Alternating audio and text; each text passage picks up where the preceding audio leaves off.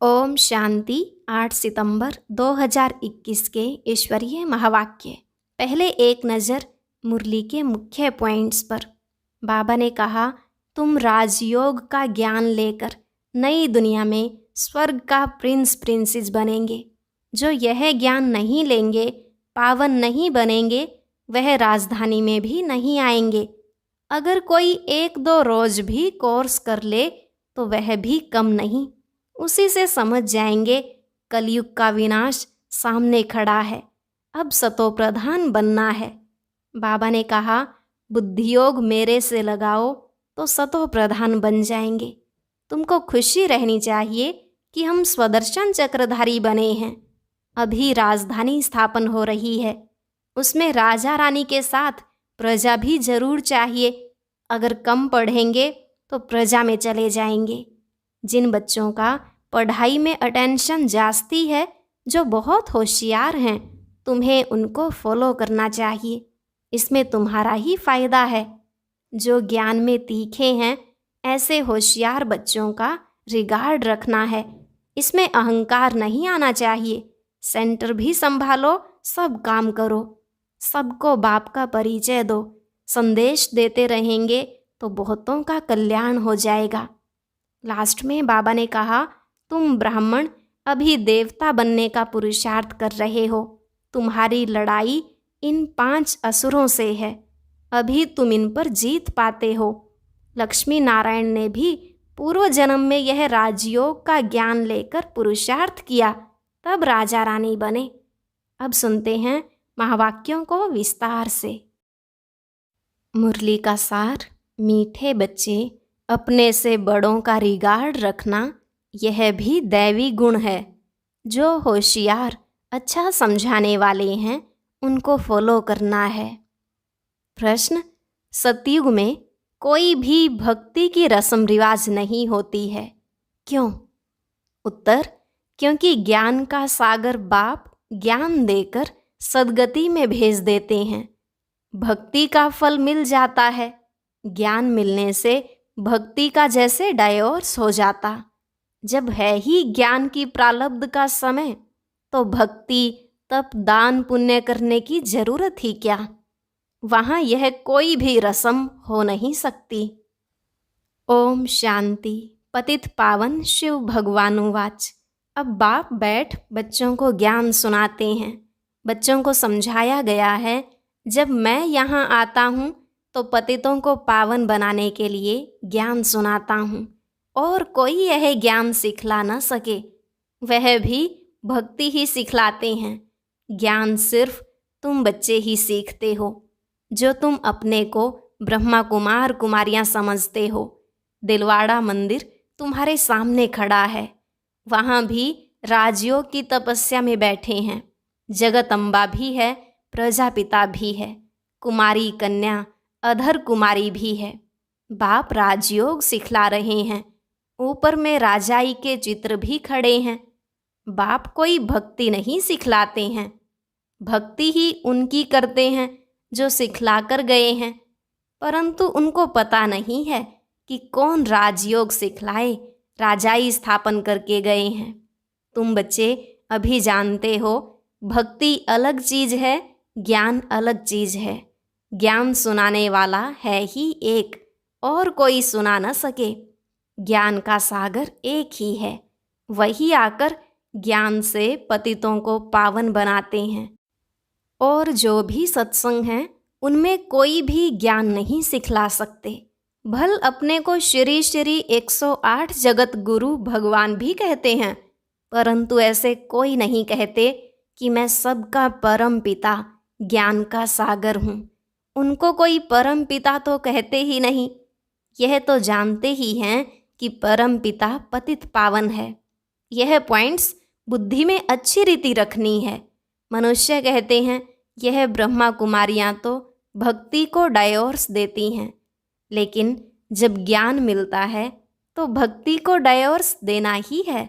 ऐसे नहीं, जब भक्ति में जाते हैं तो उस समय यह मालूम पड़ता है कि हम ज्ञान को डायोर्स देते हैं। नहीं, वह तो ऑटोमेटिकली रावण राज्य में आ जाते हैं। अभी तुमको समझ मिली है कि बाबा हमको राजयोग सिखला रहे हैं। राजयोग का ज्ञान है, इनको भक्ति नहीं कहेंगे। भगवान ज्ञान का सागर है, वह कभी भक्ति नहीं सिखलाएंगे। भक्ति का फल है ही ज्ञान, ज्ञान से होती है सद्गति। कलयुग के अंत में सब दुखी हैं, इसलिए इस पुरानी दुनिया को दुख धाम कहा जाता है। इन बातों को अभी तुम समझते हो। बाप आया हुआ है भक्ति का फल अर्थात सद्गति देने, राजयोग सिखला रहे हैं। यह है पुरानी दुनिया जिसका विनाश होना है। हमको राजाई चाहिए नई दुनिया में। यह राजयोग का ज्ञान है। ज्ञान सिखलाने वाला एक ही परम पिता परमात्मा शिव है। उनको ही ज्ञान सागर कहा जाता है, कृष्ण को नहीं। कृष्ण की महिमा ही अलग है। जरूर आगे जन्म में ऐसा कर्तव्य किया है जो प्रिंस बना है। अभी तुम जानते हो हम राजयोग का ज्ञान ले नई दुनिया में स्वर्ग का प्रिंस प्रिंसेस बनेंगे। स्वर्ग को सद्गति, नर्क को दुर्गति कहा जाता है। हम अपने लिए राज्य स्थापन कर रहे हैं। बाकी जो यह ज्ञान नहीं लेंगे, पावन नहीं बनेंगे, तो राजधानी में आ नहीं सकेंगे, क्योंकि सतयुग में बहुत थोड़े होंगे। कलयुग अंत में जो इतने अनेक मनुष्य हैं वह जरूर मुक्तिधाम में होंगे। गुम नहीं हो जाते हैं, सब घर चले जाते हैं। अभी तो बच्चों को घर याद रहता है कि अब 84 जन्मों का चक्र पूरा होता है, नाटक पूरा होता है, अनेक बार चक्र लगाया है। यह तुम ब्राह्मण बच्चे ही जानते हो। ब्राह्मण तो बनते जाते हैं। 16,108 की माला है। सतयुग में तो बहुत नहीं होंगे। सतयुग का मॉडल रूप भी दिखलाते हैं ना। बड़ी चीज़ का मॉडल छोटा होता है। जैसे सोने की द्वारिका दिखलाते हैं। कहा जाता है द्वारिका में कृष्ण का राज्य था। अब द्वारिका में कहेंगे वह दिल्ली में कहेंगे। जमुना का कंठा तो यहाँ दिल्ली में है, वहाँ तो सागर है। यह तो बच्चे समझते हैं जमुना का कंठा था कैपिटल, द्वारिका कैपिटल नहीं है। दिल्ली मशहूर है। जमुना नदी भी चाहिए, जमुना की महिमा है। परिस्तान दिल्ली को ही कहा जाता है। बड़ी गद्दी दिल्ली ही होगी। अभी तो बच्चे समझते हैं भक्ति मार्ग खलास हो, ज्ञान मार्ग होता है। यह दैवी राजधानी स्थापन हो रही है। बाप कहते हैं आगे चल तुमको सब मालूम पड़ जाएगा, कौन कौन कितना पास होते हैं। स्कूल में भी मालूम पड़ता है, फलाने फलाने इतने नंबर से पास हुए हैं। अभी दूसरे क्लास में जाते हैं, पिछाड़ी के समय जास्ती पता पड़ेगा कौन कौन पास होते हैं, जो फिर ट्रांसफ़र होंगे। क्लास तो बड़ा है ना, बेहद का क्लास है। सेंटर्स दिन प्रतिदिन बढ़ते जाएंगे। कोई आकर 7 रोज़ का कोर्स अच्छी रीति लेंगे, 1-2 रोज़ का कोर्स भी कम नहीं है। देखते हैं कलयुग का विनाश सामने खड़ा है। अब सतोप्रधान बनना है। बाप ने कहा है बुद्धियोग मेरे से लगाओ तो सतोप्रधान बन जाएंगे, पवित्र दुनिया में आएंगे। पार्ट तो जरूर बजाना ही है। जैसे ड्रामा में कल्प पहले पार्ट बज चुका है। भारतवासी ही राज्य करते थे, फिर वृद्धि को पाया है। झाड़ वृद्धि को पाता जाता है। भारतवासी देवी देवता धर्म वाले हैं, परंतु पावन न होने के कारण उन पावन देवताओं को पूजते हैं। जैसे क्रिश्चियन लोग क्राइस्ट को पूजते हैं। आदि सनातन देवी देवता धर्म है सतयुग में। सतयुग की स्थापना करने वाला है बाप। बरोबर सतयुग में इन देवताओं का राज्य था, तो जरूर एक जन्म पहले इन्होंने पुरुषार्थ किया होगा। जरूर वह संगम ही होगा, जबकि पुरानी दुनिया बदल नई दुनिया होती है। कलयुग बदल सतयुग आना है, तो कलयुग में पतित होंगे। बाबा ने समझाया है यह लक्ष्मी नारायण का चित्र बनाते हो व लिटरेचर छपाते हो तो उसमें लिख देना चाहिए कि इन्होंने इस सहज राजयोग के ज्ञान से आगे जन्म में यह पुरुषार्थ किया है। सिर्फ राजा रानी तो नहीं होंगे, प्रजा भी तो बनती है ना। अज्ञान में तो कुछ भी मनुष्य नहीं जानते, सिर्फ पूजा करते रहते हैं। अभी तुम समझते हो वे लोग पूजा करते हैं तो सिर्फ लक्ष्मी नारायण को ही देखते रहते, ज्ञान कुछ भी नहीं। लोग समझते हैं भक्ति बगैर भगवान ही नहीं मिलेगा। तुम किसको कहते हो भगवान आया हुआ है तो तुम पर हंसते हैं। भगवान तो आएगा कलयुग के अंत में, अभी कहाँ से आया। कलयुग की अंत में भी क्यों कहते हैं यह भी समझते नहीं। वह तो कृष्ण को ले गए हैं द्वापर में। मनुष्यों को जो आता है सो बोल देते हैं बिगर समझ के। इसलिए बाप कहते हैं तुम बिल्कुल ही बेसमझ बन गए हो। बाप को सर्वव्यापी कह देते हैं। भक्ति बाहर से तो बहुत खूबसूरत दिखाई पड़ती है। भक्ति की चमक कितनी है, तुम्हारे पास तो कुछ भी नहीं है। और कहाँ भी सत्संग आदि में जाएंगे तो आवाज़ जरूर होगा, गीत गाएंगे। यहाँ तो बाबा रिकॉर्ड भी नहीं पसंद करते। आगे चल शायद यह भी बंद हो जाए। बाप कहते हैं इन गीतों आदि का सब सार तुमको समझाता हूँ, तुम अर्थ जानते हो। यह पढ़ाई है। बच्चे जानते हैं हम राजयोग सीख रहे हैं। अगर कम पढ़ेंगे तो प्रजा में चले जाएंगे। इसलिए जो बहुत होशियार हैं उनको फॉलो करना चाहिए, क्योंकि उनका पढ़ाई में अटेंशन जास्ती है तो उससे फ़ायदा होगा। जो अच्छा समझाने वाले हैं उनसे सीखना चाहिए। जो अच्छा समझाते हैं उनको सेंटर्स पर याद करते हैं ना। ब्रह्मा कुमारी तो बैठी है, फिर कहते हैं फलानी आए। समझते हैं यह बड़ी होशियार है। ऐसे हैं तो उसका फिर आदर भी करना पड़े। बड़े का फिर रिगार्ड भी ऐसा रखना होता है। यह ज्ञान में हमारे से तीखे हैं, जरूर इनको उच्च पद मिलेगा। इसमें अहंकार नहीं आना चाहिए। बड़े की बड़ी इज्जत होती है। प्रेसिडेंट की जरूर जास्ती इज्जत होगी। हर एक की नंबरवार इज्जत होती है। एक दो का रिगार्ड तो रखेंगे ना। बैरिस्टर में भी नंबरवार होते हैं। बड़े केस में बड़ा होशियार वकील लेते हैं। कोई कोई तो लाख रुपए का भी केस उठाते हैं। नंबरवार जरूर होते हैं। हमसे होशियार हैं तो रिगार्ड रखना चाहिए। सेंटर संभालना है, सब काम भी करना है। बाबा को सारा दिन ख्यालात रहते हैं ना। प्रदर्शनी कैसे बनाई जाए, पूरा अटेंशन देना है। हम तमो प्रधान से सतो प्रधान कैसे बने। बाप आए ही हैं सतो प्रधान बनाने। पतित पावन बाप ही है। यहाँ फिर कहते पतित पावनी गंगा, उसमें जन्म जन्मांतर स्नान करते आए हैं। पावन तो कोई भी नहीं बना है। यह सब है भक्ति। जबकि कहते हैं हे पतित पावन आओ, वह आएगा तो जरूर संगम पर, और एक ही बार आते हैं। हर एक की अपनी अपनी रस्म रिवाज है।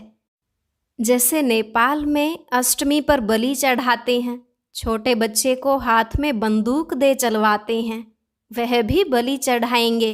बड़ा होगा तो एक धक से बछड़े को काट देगा। कोई ने कम धक लगाया, एक धक से न मरे तो वह बलि नहीं हुई, वह देवी पर नहीं चढ़ाएंगे।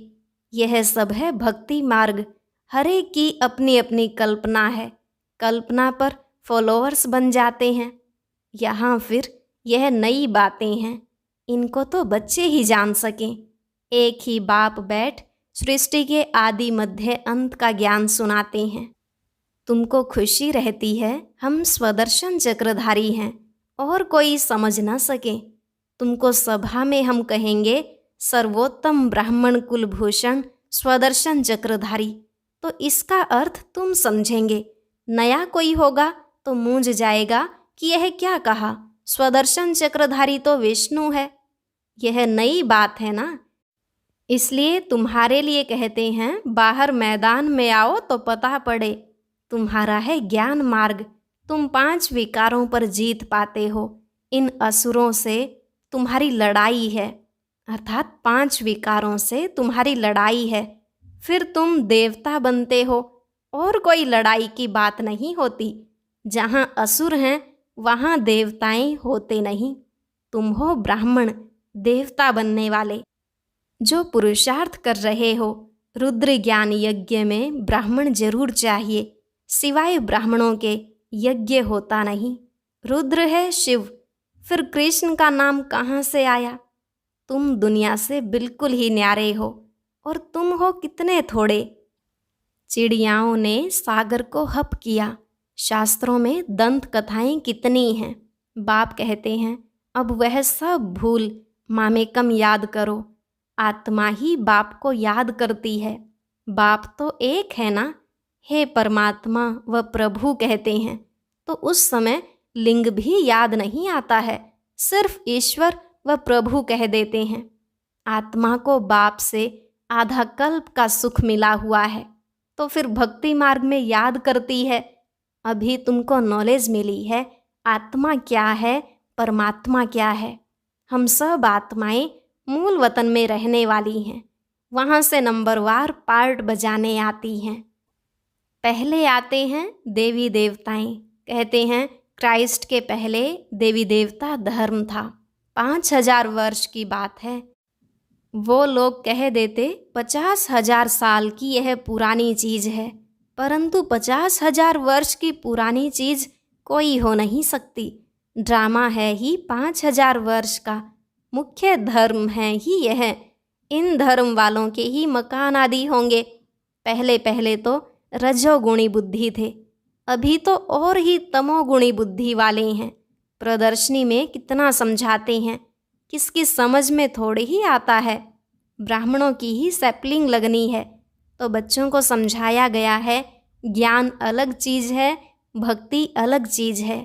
ज्ञान से सद्गति होती है, इसलिए कहते भी हैं हे पतित पावन आओ, दुख से लिबरेट करो। फिर गाइड बन साथ ले जाएंगे। बाप आकर आत्माओं को ले जाते हैं। शरीर तो सब खत्म हो जाएंगे, विनाश होगा ना। शास्त्रों में एक ही महाभारत की लड़ाई गाई हुई है। कहते भी हैं यह वही महाभारत की लड़ाई है। वह तो लगनी ही है। सबको बाप का परिचय देते रहो। तमो प्रधान से सतो प्रधान बनने का उपाय तो एक ही है। बाप कहते हैं मामेकम याद करो तो विकर्म विनाश हो जाएंगे और आत्मा मेरे साथ चली जाएगी। सबको संदेश देते रहो तो बहुतों का कल्याण होगा। अच्छा, मीठे मीठे सिकिलधे बच्चों प्रति माता पिता बाप दादा का याद प्यार और गुड मॉर्निंग। रूहानी बाप की रूहानी बच्चों को नमस्ते। रूहानी बच्चों की रूहानी बाप दादा को नमस्ते नमस्ते, गुड मॉर्निंग। शुक्रिया बाबा, शुक्रिया। धारणा के लिए मुख्य सार। पहला पॉइंट, जो पढ़ाई में होशियार हैं, अच्छा समझाते हैं, उनका संग करना है, उन्हें रिगार्ड देना है, कभी भी अहंकार में नहीं आना है। दूसरा, ज्ञान की नई नई बातों को अच्छी रीति समझना व समझाना है। इसी खुशी में रहना है कि हम हैं स्वदर्शन चक्रधारी। आज का वरदान, एक बाप की याद में सदा मगन रहे, एक रस अवस्था बनाने वाले साक्षी दृष्टा भव। एक बाप की याद में सदा मगन रहे, एक रस अवस्था बनाने वाले साक्षी दृष्टा भव।